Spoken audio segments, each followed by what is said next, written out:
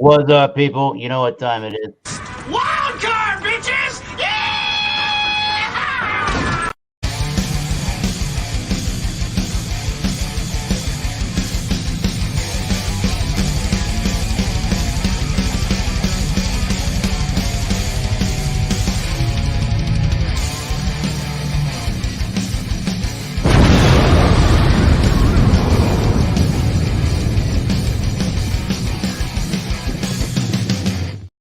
And hello, thank you for stopping by yet another edition of the Massachusetts Beer Reviews channel of YouTube. My name is Thomas Meadow75, and this is your Massachusetts Beer Reviews, with another edition of Wild Card Wednesday, where the only admittance fee is a beverage. Bring a beer, bring a wine, bring a spirit, or really any adult beverage, and let's have fun. The only thing I ask is if you're going to come on and participate and join is to not be a douche. You douche.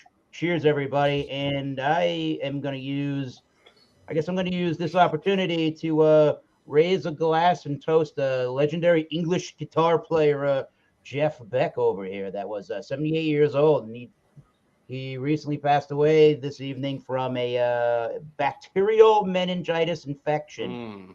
Yikes. Ouch. He was one of the seminal guitar players of the band the Yardbirds back in the 60s that Eric Clapton and Jimmy Page were a part of.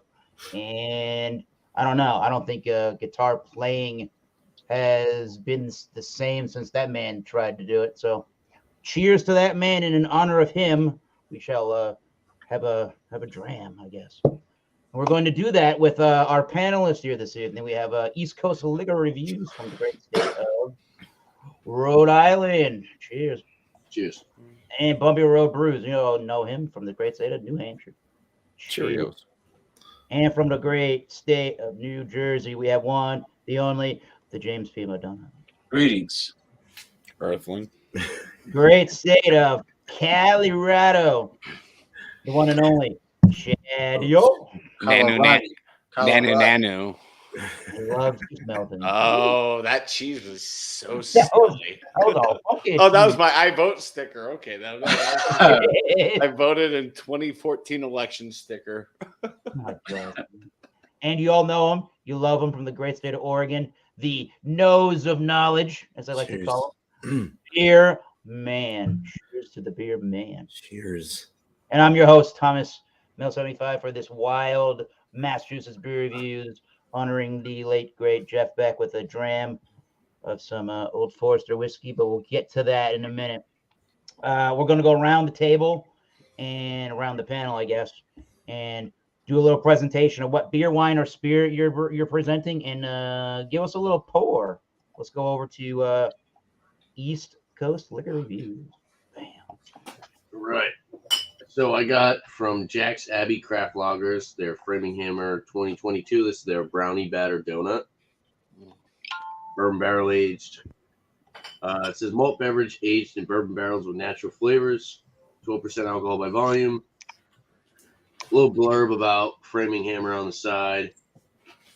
Framing Hammer is a unique creation that pays homage to our hometown of Framingham, Massachusetts.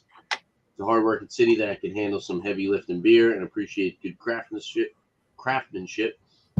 The Framing Hammer base is perfectly suited for creating decadent barrel-aged versions each year. Each batch spends a lengthy conditioning period in various casks to create a smooth, chocolatey texture that complements some creative additions. So this is a collaboration with Union Square Donuts. Now, I believe Bumpy and John Anelli had this already, and they said it was the worst one. So I didn't know that. I saw a donut, got excited. Honey batter donut sounded good. We'll see what happens. $12 for this bottle, but you never know. You never know. Everyone's taste is different. So let's crack this open. You never know. Okay. Pour it up. Now I have had. What else have I had? I got them behind me. I'll show them afterwards. But a little bit of water in there.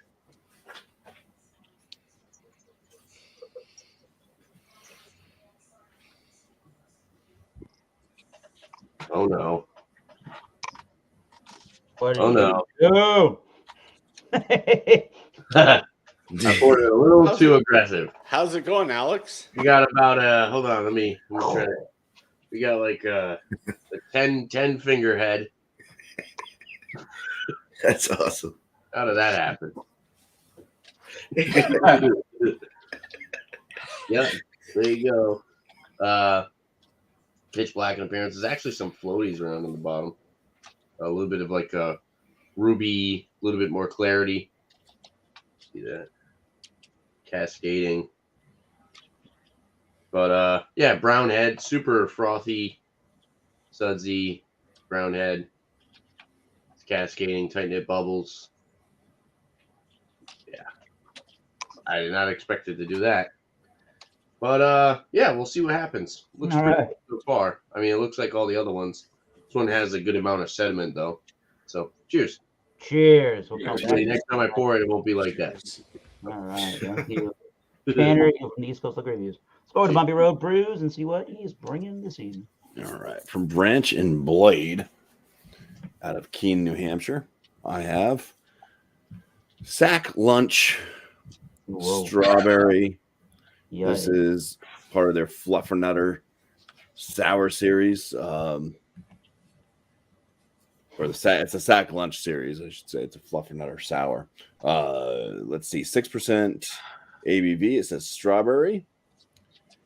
Since the dawn of man, there has been a debate over which diner jelly is the, or diner jelly. I'm sorry, not dinner. That's two N's in that. Which diner jelly is the best grape? Is the best. Okay, I'm reading this horribly. Oh my gosh. So which diner jelly is the best? Grape is the classic, of course, but strawberry is a serious contender. And the possible number one, we decided to take matters into our own hands and make the decision for you. We loaded this version of Sack Lunch with marshmallow, peanut butter, and strawberry for the win. It does contain milk sugar. So, Sack Lunch. I had the Concord Grape Sack Lunch, and let me tell you, it smelled and tastes just like a Concord Grape peanut butter jelly sandwich. So, Cheers. I hope for this one. That sounds good. Yeah. I really like the Beta's PB&J. It's got a strawberry coloration to it. It's got chunks and stuff throughout it too. Probably possible bits of strawberry seed, maybe marshmallow, whatever else is in there. But yeah, slightly off white head. It's got a little bit of a pinkish hue, and the beer color itself is kind of like it's a slight pinkish kind of strawberry with a lot of sediment. Oh, there you go. All right. Cheers. Cheers. I think maybe we'll come back and see how she drinks. Yes. R.I.P. Jeff Beck says one Dave Rombell. Yeah, buddy, Well, for Dave. sure. All right, James P. McDonough in the building. What are we drinking this evening? All right. I brought something I never had before. Ducks. As soon as I talk, the dog barks. Ducks Draft Dry Hopped Hard Apple Cider. Okay. I've had Very dry good. apple cider, which I like a lot. Like I like dry sake, but I never had this one. 5.5% alcohol, and it says here, green over green background. It's not easy. A unique handcrafted hard cider finished with hops, resulting in a complex balance of bitter and sweet, made from pressed New York State apples combined with Centennial and Chinook hops with champagne yeast and malic acid. Okay. Well, the aroma is a combination of bitter and sweet. Let's just see what we got here. Sounds like an interesting product there. Yeah, I mean, I've had great dry cider that Jason Cleveland sent me in a case from the state of Washington because, they're known for apples. And Yep. has like a Corbel champagne look to it. And cranberries. Same aroma combined sweet and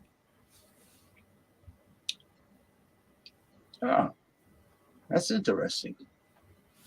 That's a good combination.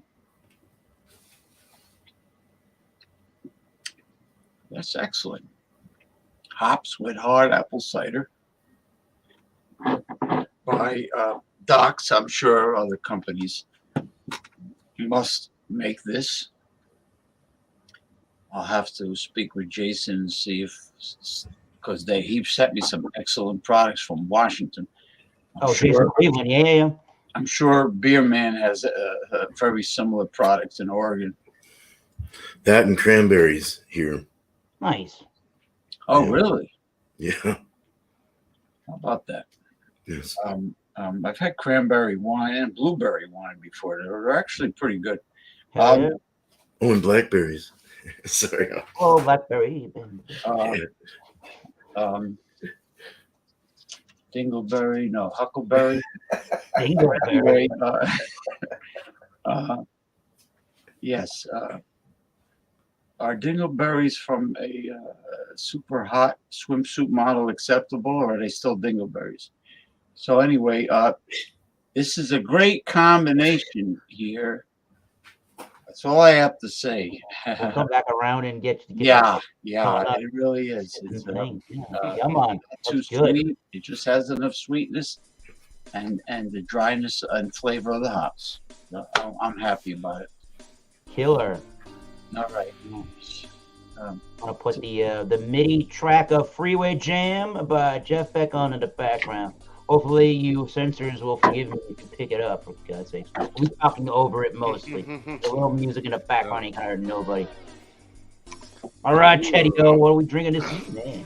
I am drinking a beer which has an interesting history. The beer is called Outlaw, or Rocky Mountain Outlaw. Daredevil since 1859. Enjoy the gold. Punch the pickaxe.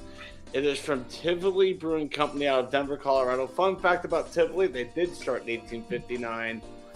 And their brewery was closed due to a massive flood in the 1960s. And in 2014, at the university I went to, reopened it with a student brewing program, and they're still going strong. This is 4.2%. It's basically the crafty Bud Light. So let's crack her open and pour her right into this glass, which is probably dirtier than hell. It feels dirty. Get in there. There you go. That's what she looks like. Nice, light, crisp lager. Good 2 to 3 finger head. Yeah, looks good. I'll have notes next time around. Cheers. Excellent day. Thank you, Chedio from Colorado. All right, we're going to the Pacific Northwest with the Beer Man in Oregon. All right. Hey, how's it going? All right, that's great music. Yeah, so this one's from Silver City Brewery. They're out of Bremerton, Washington. And I've had this before, and it was really good. 6.4%. It's called the Tropic Chronic IPA. Man. Ooh. Tropic Chronic. 6.4%. I don't know if it was a hazy or not, so we'll find out. But it was a can 921. Oh, that sucks. It looks good and hazy though, and it's a lower ABV. I don't know how this is going to be turn out. Cheers to Luke Jones. Cheers, man. Yeah, it looks good. It still smells good, sort of. We'll find out. Cheers. All right. Cheers. Beer Man. Cheers. Cheers. Squatch Company has a beard moisturizer they've been advertising. You know, Squatch. Dr. Squatch? Dr. Squatch. There you go. Has a beard. I don't know what they call it. Beard butter or beard beard something. Conditioner or something. Yeah. Yeah, man. Flaking skin. Everybody in the order they arrive. I think that's the order. Sure. All right, people. So I will be drinking, as you saw a little bit earlier. I'm gonna have, I guess, an ounce and a half, closer to 2. The way I poured this bad boy of Old Forester bourbon. This is their 1910 Old Fine Whiskey. This is at 93 proof, 46.5% ABV. And the story here goes so this is from, just to let you know, this is from Louisville, Kentucky, distilled and bottled by Old Forester Distilling Company, Louisville, Kentucky, by the Brown-Forman Distillery. That's who makes this product. And the story goes, in 1910, a fire on Whiskey Row led to Old Forester being rebarreled into heavily charred barrels. This double-barreled expression follows the same process as the original Old Fine Whiskey. So this is in the whiskey world what they would call a double oaked product. So they distill the bourbon and they age it as they normally would one of their whiskeys, and then they transfer it to a super heavily charred oak barrel to the point where it almost doesn't even hold any more liquid in it. They're trying to recreate that taste that the whiskey had after that historic fire on their bottling line back in 1910. So I've obviously had a little bit of this whiskey before. I got a preconceived notion. We'll do drinking of it neat and then with the water, and we'll see what it's like. Stay tuned for the Old Forester 1910 bourbon whiskey review. Let's go back up to Tanner with the East Coast Liquor Review for his his beer review. All right. Overall, I had a couple whiffs of the aroma. It's got like a like chocolate icing kind of sweetness. There's a little bit of like a doughy kind of cake batter like aroma. Like a slight hint of like roasty coffee and some raisin. My nose has not been working properly for the past couple of days, but it does. It's got like a little bit of that like syrupy sweet, like chocolate, milk chocolate, brown bread. It's actually kind of slightly floral. It's got a little bit of like a floral, earthy like aroma to it. But overall, it doesn't smell bad. It doesn't smell like a donut, to be honest with you. But it kind of has like that chocolatey, cakey, kind of doughy aspect. But yeah, overall, nothing offensive, just a little lackluster in the aroma. There is a lot of chunk. You guys can see that at the bottom there. Oh, that is all sediment. There you go. The dregs. So let's, the dregs. So let's dive in and try this out. Cheers, guys. 12%, not noticeable on the aroma as well. Cheers.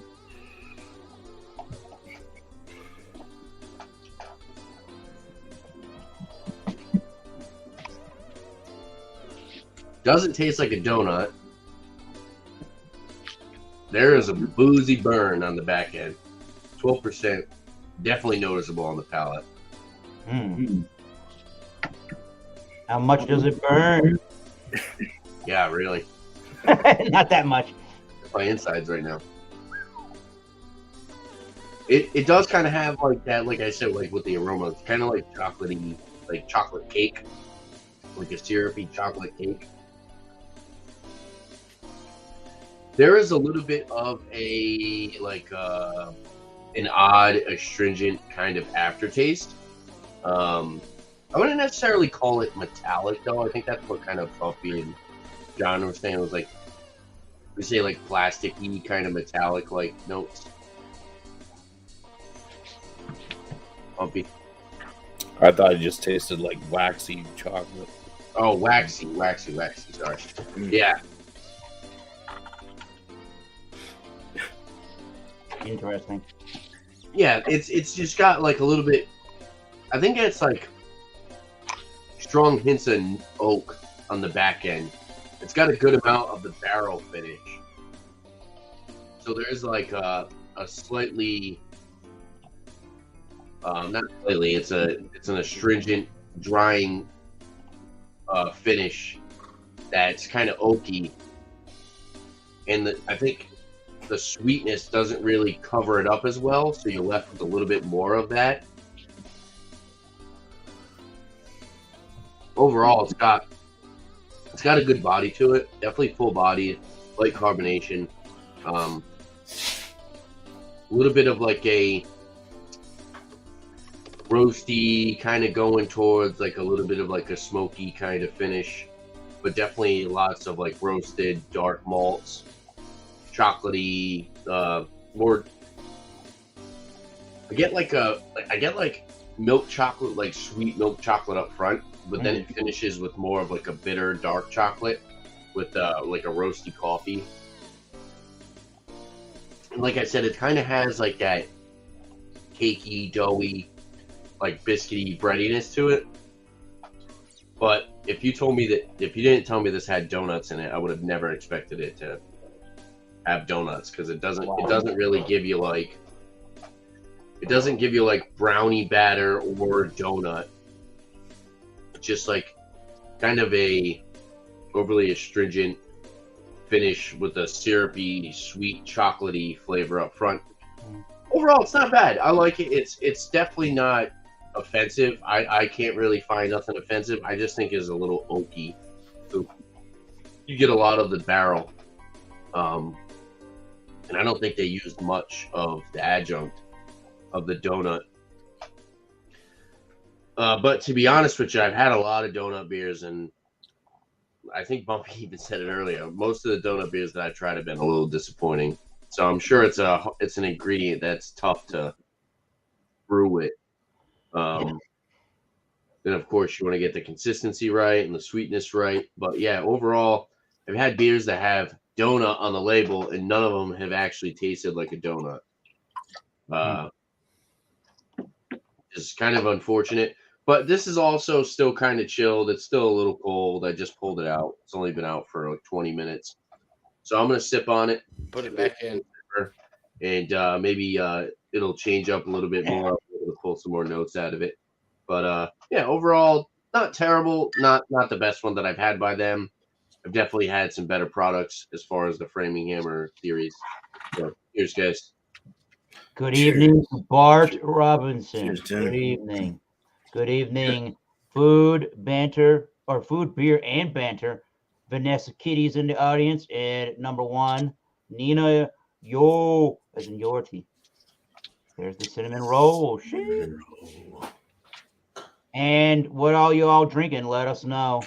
Vanessa Kitty thought that your beer, when you poured it up, it looked like chocolate milk there, Tim. There's the other one, French. You got a lot of those damn things. All right. James and Madonna, glad to see you back on YouTube with your channel. Says Bart Robinson. It's been a while. All right. Thank you, Tanner. We're going to go over to Bumpy Road Brews for the next beer review. All right. So we got the sack lunch here with strawberry aromas. Loads of strawberry. And there's a little bit of a like kind of a bread crust. And like it's like the thinnest knife of peanut butter possible in this one. There's not a lot of peanut butter on the nose. It's present, but it's definitely taking a huge backseat. This is like somebody that just like empties out half of a jar of strawberry preserved jam onto their peanut butter jelly sandwich, and basically the jelly's just oozing out. But yeah, a little bit of the kind of crusty breadiness with the strawberry. And other than that, I mean, there's marshmallow in here. I mean, that's just sweetness for the most part. You can't really pick it up in the nostrils right now. All right, cheers. Cheers, man. Let's do it. Cheers.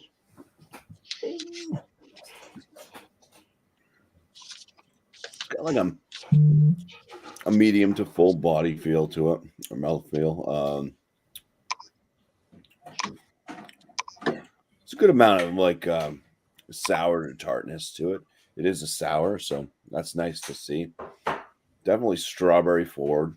There's plenty of strawberry from beginning to finish.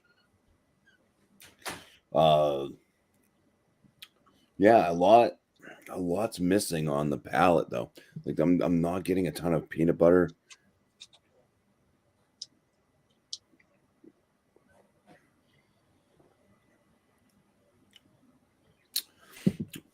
There's a little bit of peanut butter. Okay, the peanut butter is starting to come through a little bit more. Kind of mid palate. I'm missing out on the bread crust for sure. Like I'm missing the whole sandwich. It's got portions of a sandwich.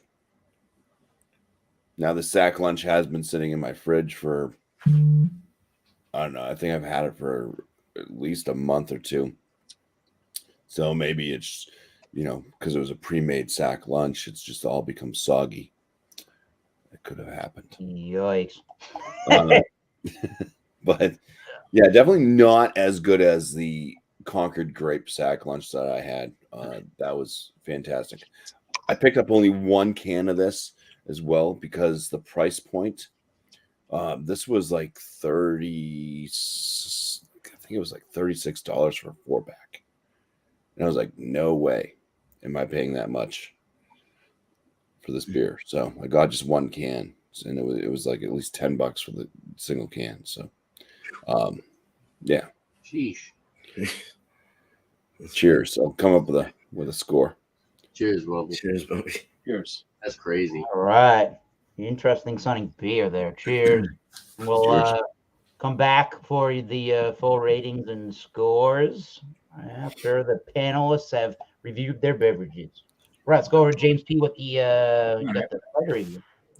Yeah, I'm going to give an early score. When I smell and taste it, I get like the sourness of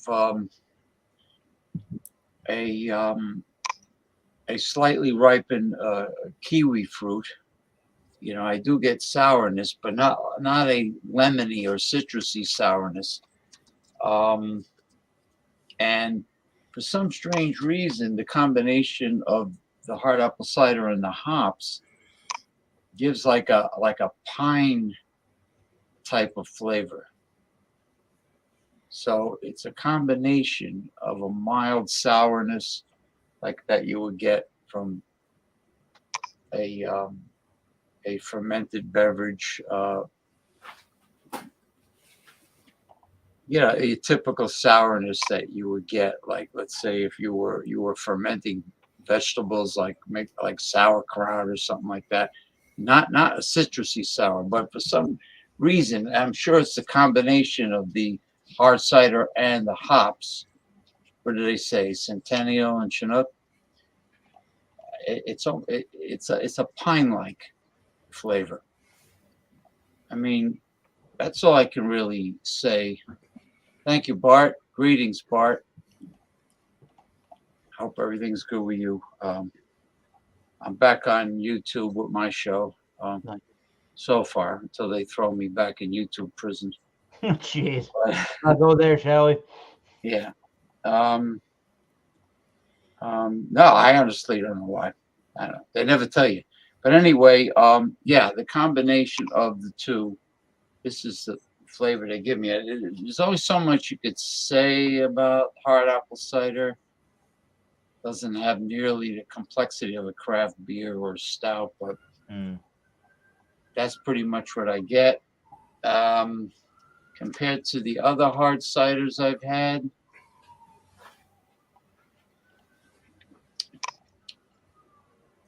I mean, it's an interesting combination, but I'll give it a 90% out of 100. All right. I was gonna go into the upper 80s, but I'll give it a 90% out of 100.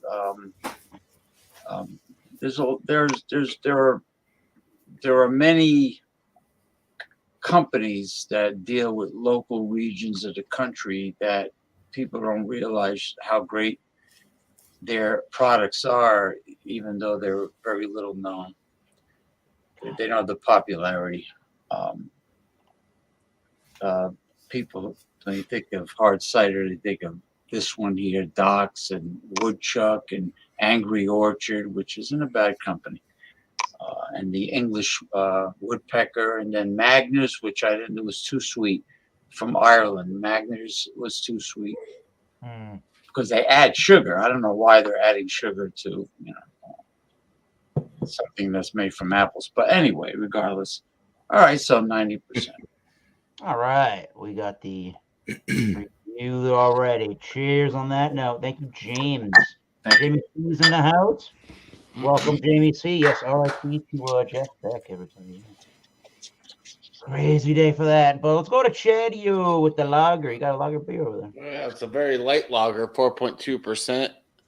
That's what it looks like. It's a little hazed, but definitely looks kind of like, your typical adjunct or a macro. I mean, macro light lager, just the way it looks. It's just an ode to old school Tivoli back in 1859. And that was before Colorado was even officially a state. So there you go. It wasn't until 1876 that we became a state. That's why we are the bicentennial state. Let me fix my camera. It's bugging me. Oh, my God. I hate this thing. All right. Okay, it is what it is. But yeah, the look is great. And of course, an ode to a Denver classic, now a macro beer, Blue Moon, which was brewed 10 blocks north originally than Tivoli, but or 5 blocks north at Coors Field. Check its aroma. Getting very, very sweet malt off the top. A slight hopness to it. Yeah, it's got that craft macro feel to it. Cheers. Let's give it a sip. Cheers. Cheers. Cheers to Jeff Beck. Cheers. Solange. Raise them up. Is that beer and baseball? Sure is. Yeah. I know that Stop dude. like I that, love man. that guy. He's great. He's Yeah. a good reviewer. This is better than your Miller Lite, your Coors Light, your Bud Light. It's got that macro feel to it, but also has that that care of a craft beer and its brewing. You can tell that they use better quality malts and hops in it than you would get from the macro.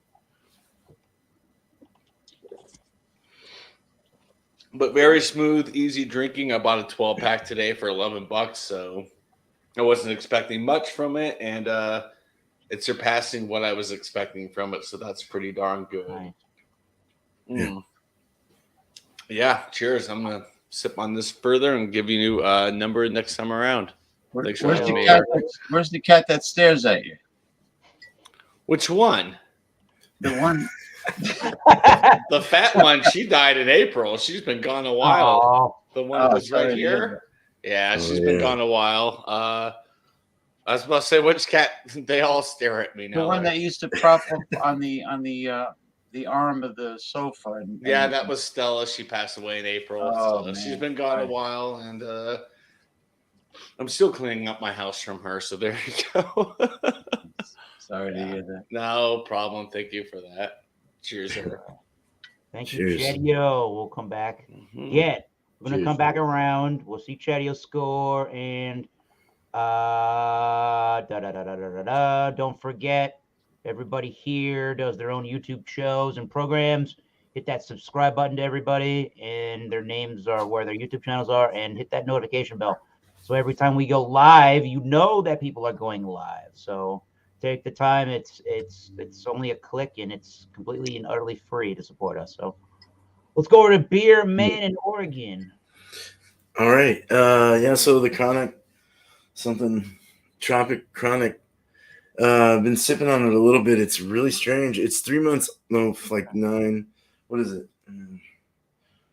9, 12. So 10, 12, 11, 12, 12, 12. 112, 4 months old. 4 months old, and it's still got some kick to it. So the last time I tried this, it tasted like kind of marijuana, cannabis-y. Now it's different. Let's get into it. So I got more of a whiff out of the can, and you're getting a big like pineapple orange, slight malty, more of a tropical, like the pineapple's real big in this. Orange citrus, lemon citrus, maybe a little lime. It just smells really good in the can. Out of this, I mean, I don't get them a whole lot. It's not really the greatest glass to do. I don't know. I just don't like these. That's all I have left. Yeah, so a little bready actually came out of that. But anyway, hazy beer. It's got a lot of crap going around. There's like bits and pieces going up. Slightly, it's not really effervescent. It's just really dead space. It looks like the ending of a fermentation or something when it starts to flocculate, and just like everything's just floating around, dizzy from eating too much. But a nice lacing around the edge. Nice white head, good retention, nice orange color, murky orange, opaque. Yep. Let's drink it. Cheers. Cheers. Cheers. Cheers. The beers. Crack a few. All right.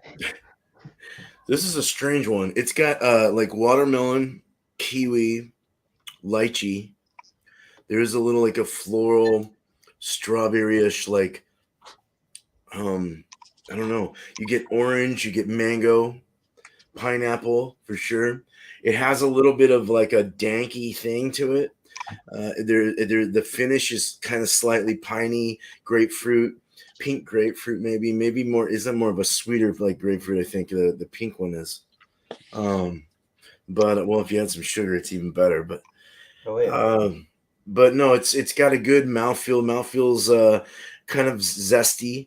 It's got a kind of a flair. You know, it's not really like super creamy or anything, but it does have an easy drink to it. It's very easy to take down, even after 4 months. I mean, that's amazing. That's got like a nice tight seal on the can. They did well. Body is medium body. 6 point. What did I say? 6.4.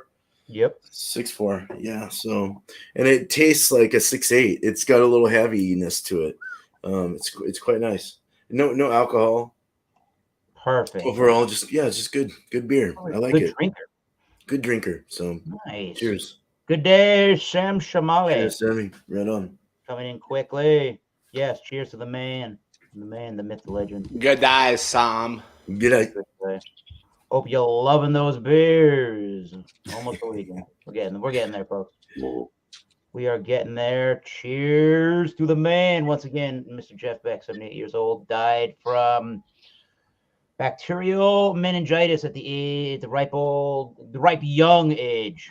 That's too young to be dying of 78. But anyways, we're going to talk about this bourbon once again.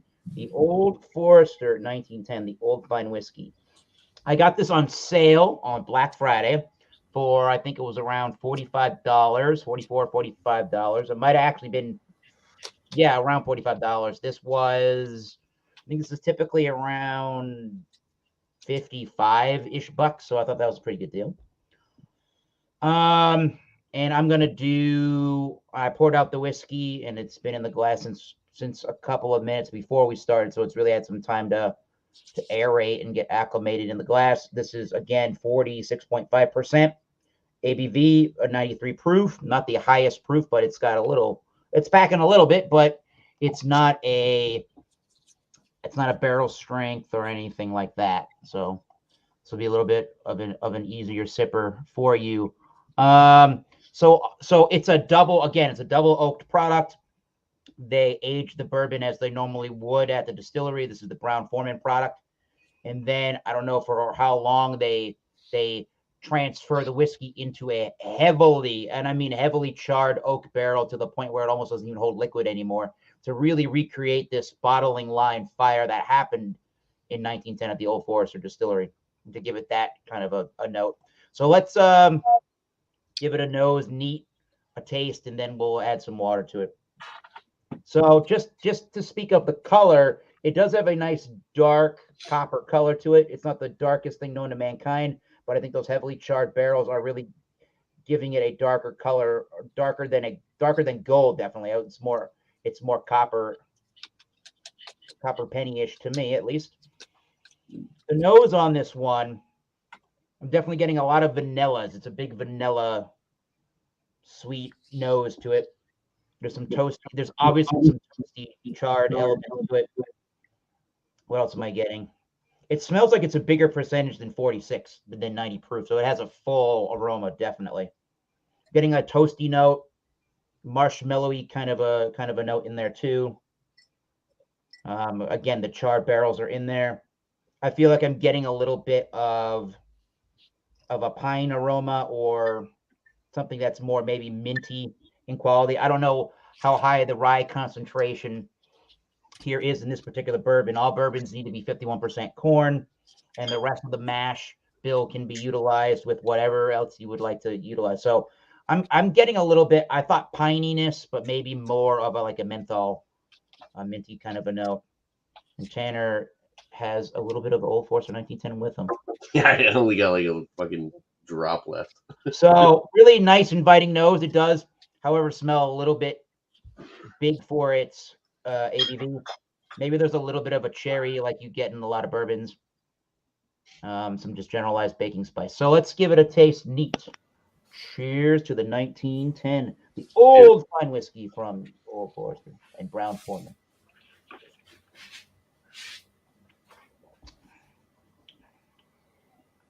Oh yeah. I'm getting in this particular product, I wasn't really getting it in the nose, but I am getting a nice chocolate, a nice dark chocolate flavor and texture. It is a creamy. It is. Ooh, wait a minute. Did I say creamy? It is a creamy texture in mouth and flavor. I'm getting from, well, creamy texture in mouthfeel. I'm getting a creamy texture mouthfeel from the bourbon, definitely. Dark chocolate shows up. Vanilla cream.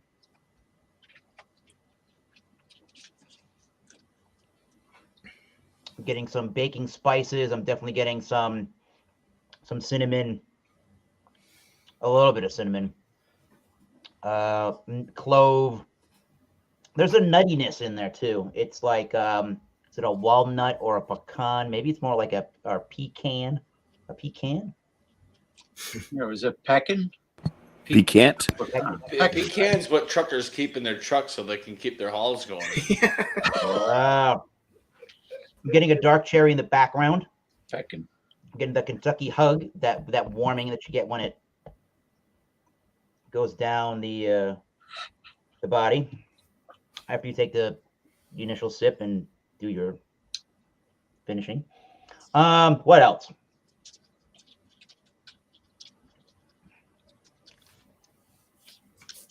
It's got a nice medium towards a long finish.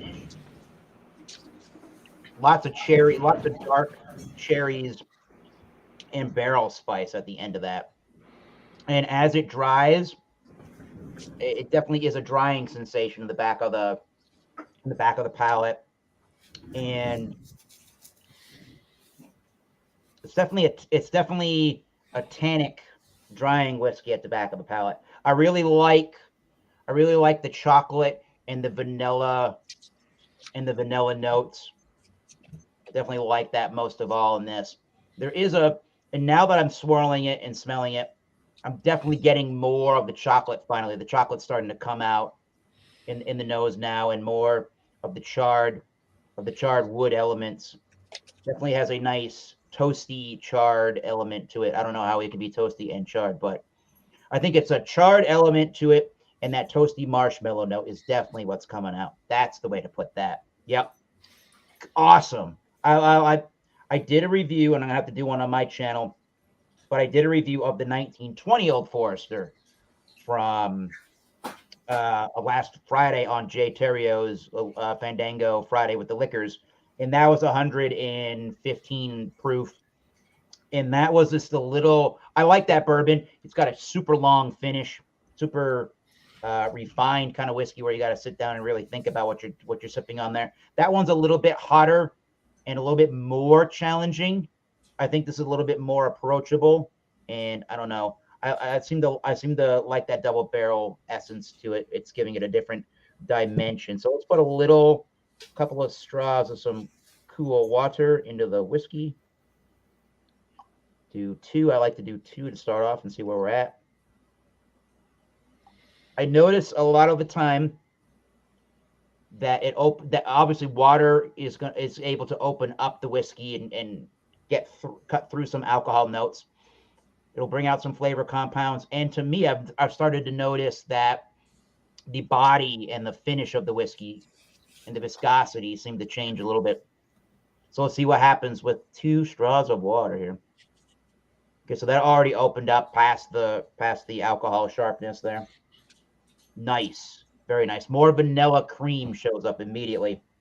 More of a cooked sugar element shows up here. Less, let me take my nose away from that. Less of the barrel spice is showing up, but some of that's in there. More of that toasty marshmallow. More toasty and more vanilla.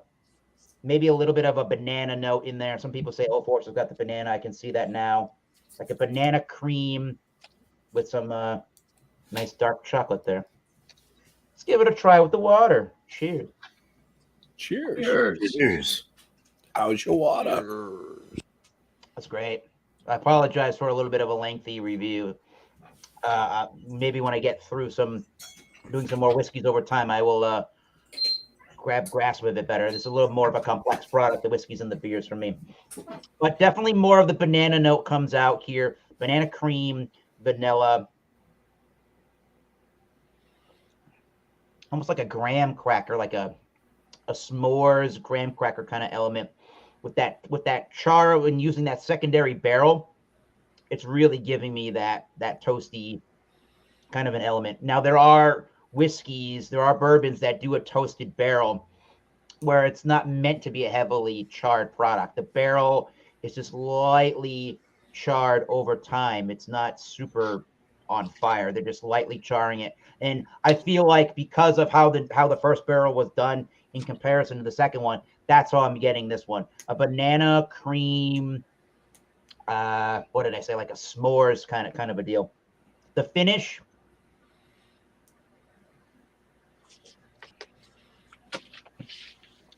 is maybe not quite as long. I feel like it's a little bit more oily and slick in the mouthfeel, but I feel like the finish has tapered down a little bit. I might even be getting a little bit of a light blonde coffee or something like that. I'm just going off of my own notes, not trying to use what the internet's telling me. So,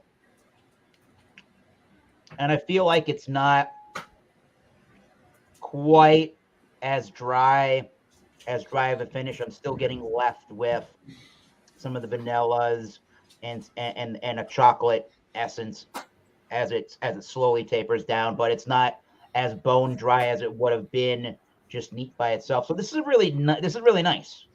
I don't know exactly if I said everything correctly, but this is what came to mind. So it's what you got to do. Just review as you call the shots as you call them, as you may. So nice.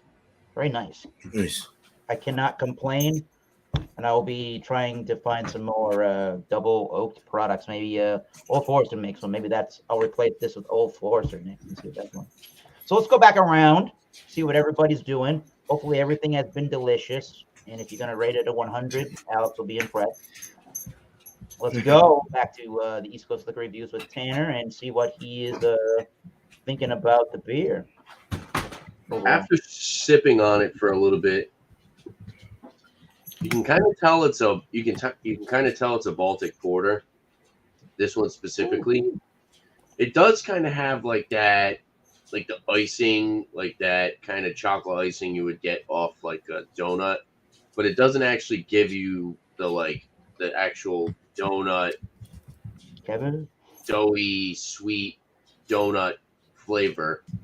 So you kind of get like that, like I said, like that, like the Intamins donuts and stuff like that, or like the prepackaged Little Debbie, Hostess, whatever the hell they are, like the little donuts. You kind of get that kind of like that icing, You don't actually get like the doughy donut aspect of it. And it's a little thin. I will say it's definitely a little thin compared to some of their other products. This one is it kind of falls a little flat. I wasn't really getting any kind of like waxy kind of vibe like Bumpy was saying, but it's definitely a little lackluster compared to the other products that they've had. So I wasn't really getting anything offensive, but it wasn't like mind blowing. There's a little bit of like I started to notice a little bit more of like a caramel malt kind of sweetness. So there's like caramel kind of toffee, maybe like a little bit of like brown sugar molasses kind of sweetness starts to show up when it starts to warm up a little bit more. But yeah, it just kind of falls a little thin. And then I think the sweetness is a little lacking, and then you get more of the booziness because of the sweetness kind of lacking. Overall, it's not a bad beer by any means. Is it worth $12 for this bottle? Not really. No. I wouldn't buy it again. Their other offerings are much better. With that being said, I'd still give the beer like an 87. I mean, it's 12%. If you wanted a bourbon barrel aged beer that had a good amount of those bourbon barrel like flavors, but you wanted it to be a little bit thinner, a little bit more drinkable, then this wouldn't be a bad offering, I guess. But as far as the Framing Hammer series, I would just kind of pass on this one, to be completely honest with you. The cinnamon roll and the French toast were much better. They had that peanut butter and mallow, which is like peanut butter and marshmallow. Should have freaking bought that one. But I saw the donut. I was like, oh, brownie battered donut. All their other products were phenomenal. So I was like, oh, they got to kill this one. Fortunately, it was the one that they don't do the best with. But See, I grabbed that one because I saw brownie batter and I didn't see the donut. I'm like, ooh, it's gonna be like fudge. Yeah. Yeah, everything that's labeled donut nowadays typically doesn't taste like a donut. I haven't had, to be honest with you, I don't think I've had a beer that had a donut that had donut on it and it tasted like donuts. Like that Holy Donut series. I saw one of those today. They have a barrel-aged Holy Donut, and all the other ones that I've had that were just the regular Holy Donuts have not tasted like donuts. So it's like, why the hell would I spend the extra money for your barrel-aged version of something that you can't even put out a correct product of the base beer's not even that good to you, right? Yeah, exactly. The base beer doesn't taste like a donut. So it's like, you really think I'm going to spend, I think it was like $16 for like an ounce bottle or something. So pretty much paying like $1 an ounce. Interesting. Yeah. If anybody knows about a donut beer that actually tastes like donuts, let me know, because I've been on the search. So is Rogue still around, Beer Man? They used to make that voodoo donut. Yeah. I don't know. 100% Rogue's around. Yep. I haven't seen that stuff in a while in New England. Yeah. They don't do the bombers anymore. I saw I saw some of the glass bombers that were painted on. Kind of getting off track, but you know what I noticed the other day? I went to the beer store. They had like 7 or 8 bottles of CBS. They're all gone now. Wow. I should have grabbed another one. I messed up. I noticed it the other day. I'm like, that's a little heartbreaking.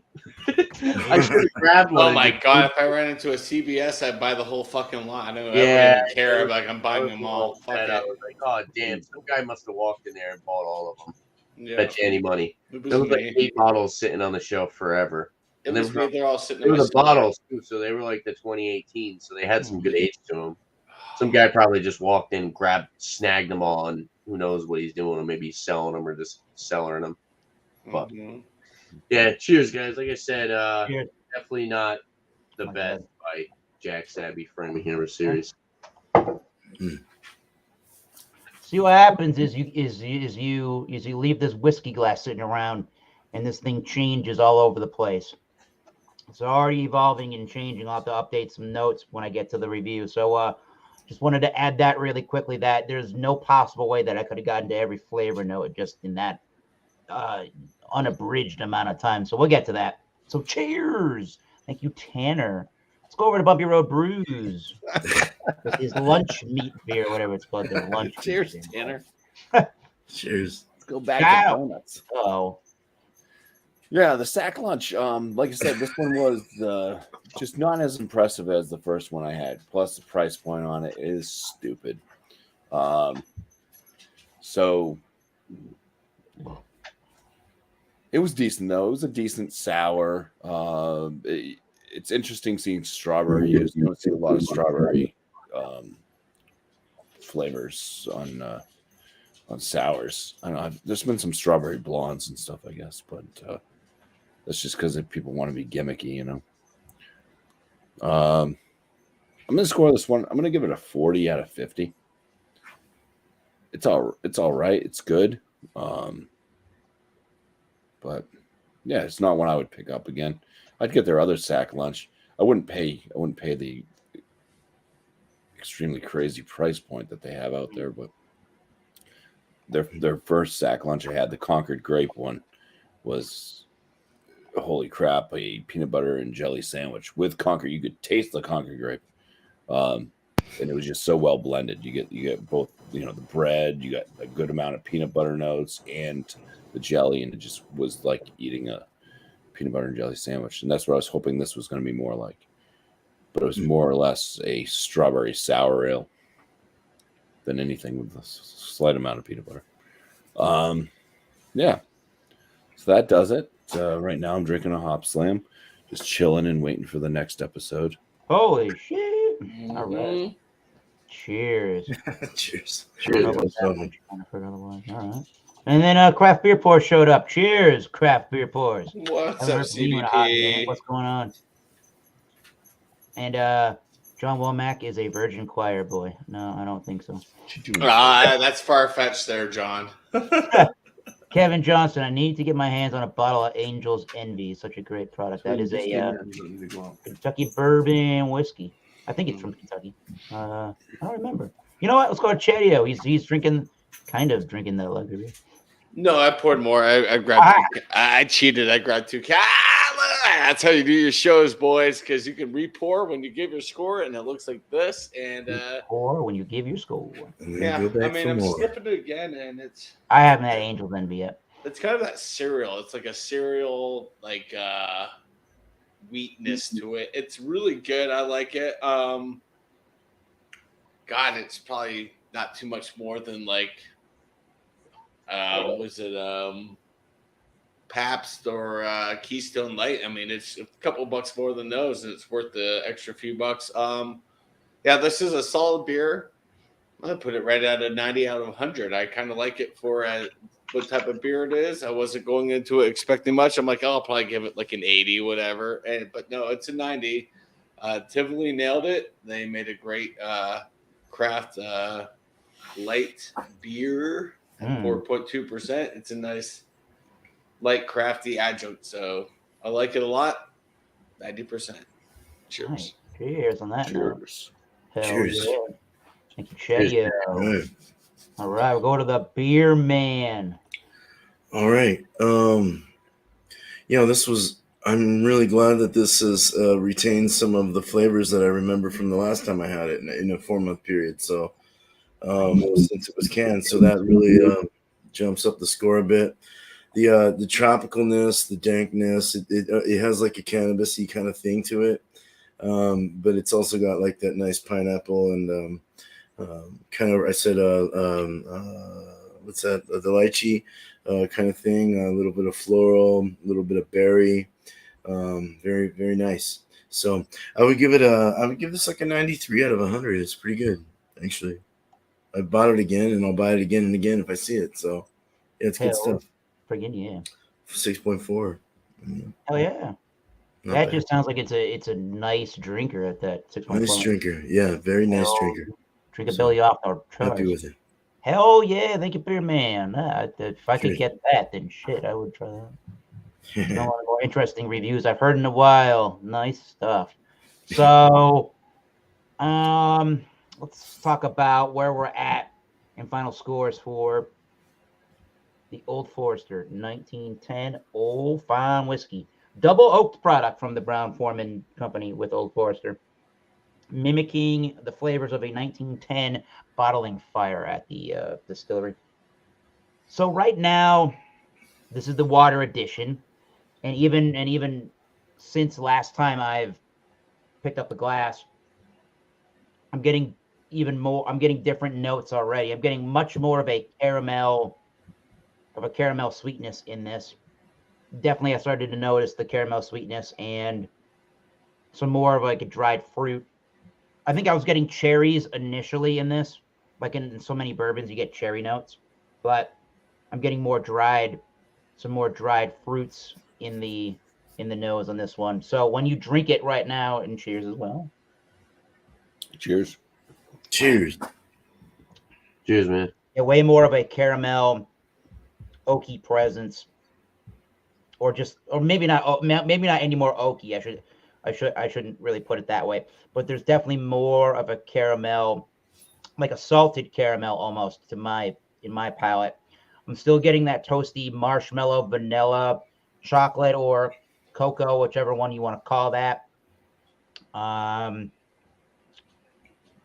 What else did I say in that? There's some barrel spice. I'm finding the rye concentration is definitely showing up in this one. I think this was a 72% rye, or sorry, 72% corn in the mash bill. I think there maybe was around, I'd have to look at this mash bill again. I think they use a similar mash bill, which maybe put this at about an 18% rye. Typically, there's no real definition of what makes a bourbon a higher rye content, but I seem to think that you're getting up there in the rye content, and I'm definitely getting it in the taste here. So what would I rate this overall? Being the fact that you can probably get this, depending on your market, between $50 and $60, that may play into the rating just a little bit. It's definitely got the charred element still in the background, but there is a toasty element as well at the exact same time. It's a little polarizing in that aspect. If you don't really care for these toasty, charred, oaky elements in your whiskeys, you probably want to look the other way than Old Forester 1910. But I'm liking that. I'm liking the dichotomy between the original barrel and these toastier notes that I'm getting from the heavily charred barrel here. So I will give this. It tastes, for me at least, it feels like you're getting a bang for your buck, especially the percentage of alcohol. It feels to me like it's a little bit heavier than 93 proof. I don't know what anybody else that's had this whiskey, including East Coast Liquor Reviews, but I'm going to give this at about like a $55 range. That's a 45. I'll give it a.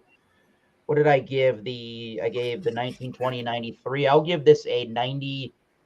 I'll give this a 95. I think this is a really well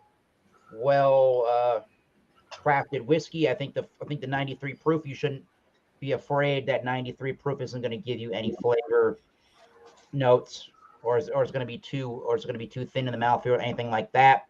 I don't know what the age is on this. It just says straight bourbon whiskey, so all I can tell you is for it to be called straight bourbon, it's got to be at least 2 years old, and if it's less than 4, they got to list it on the bottle, which they don't list anything about age on the bottle. So this is at least 4, probably between 4 and 5 years. It tastes very well aged within that 4 to 5 years.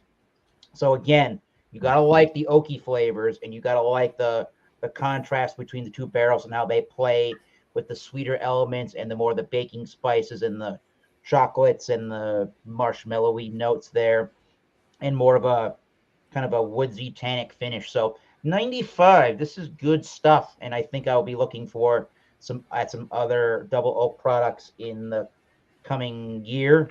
Maybe some Old Forester, or what's the other distillery there? Woodford Reserve makes a double oak. I may try that at some point when this is gone. Otherwise, good whiskey review. Good whiskey. Good stuff. So we're going to go back to full panel here. Miscellaneous got angry at the Nightbot. Fuck you, Nightbot. Hello, Miscellaneous. Cheers. Like to see No you. love for the Nightbot. Luke Cheers. John's Right not back here. at you, Nightbot. Right back at you. The right back at you came before fuck you, Nightbot. Anyways, so we're gonna go around the horn here. Let everybody on the panel before we sign out talk about their YouTube channels, what's going on their YouTube channels, and if anybody wants to plug or shout out anybody else in the YouTube community, go right ahead. Tanner, the East Coast Lick Reviews, the floor is yours. All right, 9 p.m. Eastern time, we're going to be doing a Potbelly Pub Live. Will it mix? I'm going to be making a rusty nail cocktail. So it involves Drambuie, which it's a liqueur, and they use Scotch whiskey, spices, and heather honey, however you pronounce it. So yeah, then they have other different cocktails that you can mix with Drambuie, so I might try that as well. They have one that's called the Rusty Ale, where you do a shot of Drambuie in a beer. So I'm guessing like a light beer, so maybe I'll do that. I do have like a Miller Lite. Maybe I'll dump it in a Miller Lite, kind of do like a Boilermaker. But yeah, that's 9 p.m. tonight. The Potbelly Pub Live Hangout. Will it mix? You can pretty much do whatever you want. I mean, I typically do like a mix as far as like a cocktail, or other people do cuvées. You can do a cuvée of beers, or if you just want to come up and hang out, like I said, it's kind of just like open bar, live hangout. So you don't have to mix something up, but if you want to, you definitely can. And yeah, look forward to that 9 tonight. I will have some video. I'm uploading or editing a video right now that I will be uploading here shortly. So look out for some more reviews and shout outs for other people. Check out Don's beer reviews. I was watching him the other day. Definitely a great beer reviewer. And then check out KY Brew Review. I've been following them for a while now. They're at like 24,000 subs, but they're very entertaining. They're very friendly. Every time you comment, they'll comment back. They're very cool. It's pretty much this kid from Kentucky and his buddies do reviews on pretty much any kind of adult beverage, kind of like me. And I've been watching them for a while, but definitely check them out. They go live every once in a while, or once in a blue moon, kind of just pop up live streams. But yeah, KY Brew Review. If you haven't heard of them, check them out. And one last person. Hopefully we can get him to 1,000 subs here shortly. John H. Pierre, Beverage Ramble. Check him out. Yeah. Drop him a sub. Cheers, guys. Let's make it happen. Cheers. Thank you, Tanner. Cheers. All right. Bumpy Road Brews. What's going on the channel, Bumpy? Well, first off, I would like to say yes, please join up at 9 o'clock on East Coast LQ Reviews. For that, I have a special concoction I'm going to make, and who knows, I could die. So, yes, please see me for the last time. Why, Bumpy? Other than that, on my channel, I got a live show on Monday nights, if I make it. 8 p.m. Eastern time is the start of the show. It's called New Brew. Just bring a beer that you've never had before to join up on panel. It's a 3-part show, yada, yada, yada. Just be there, watch it, and figure it out. Hey, welcome back, Carter. Yeah, my internet's taking crap. I had to step up for a second. The other thing is I put out videos, pre-recorded videos. You catch them throughout the week. I have 3 of them that I put out. Don't try to bombard people with stuff if they're trying to keep up with me or not. Even if you fall behind, it shouldn't be too difficult. And then I'd like to shout out FLX Beer Reviews, a couple New York boys putting out content. They do beer reviews, but they definitely are doing it in a different manner. It's not the cookie cutter show, smell, give off the flavor notes score, they kind of just go off on these wild tangents sometimes. And 10 minutes later, you forgot what beer they're even talking about, but they kept you entertained. You know, that's the whole point of it. They definitely keep you entertained, and they will get to the beer. They will let you know. They'll let you know what they like, you know, about it and stuff like that too, and give it a score. But yeah, it's FLX Beer Reviews, Dan and Mike. Nice. Yeah. No, Dan and Mike. that'll be Cheers. my shout out for the night. There we go. Hey, last beer, you made it. All right. Maybe you can check that guy out too, Josh, over at Last Beer. Typically on a Sunday night, he'll do this thing called beer bowl discussions, but we never know with this guy. He just pops in and out of our lives every now and then. He's living his life like it's his last beer. All right. Cheers. Cool. Cheers. Hey, Chadio made it back. What's going on, Chadio? What's the? I probably sound robotic. I probably sound like a robot right now. I'm sorry. My internet is absolutely taking a crap. Hopefully, you guys can hear me clearly. Yep. But you guys are robots for me. Personal shout outs for me. Tomorrow I'll be reviewing spicy pumpkin seeds with scorpion pepper dust on it. It was sent to me from Freezer Bound Outdoors.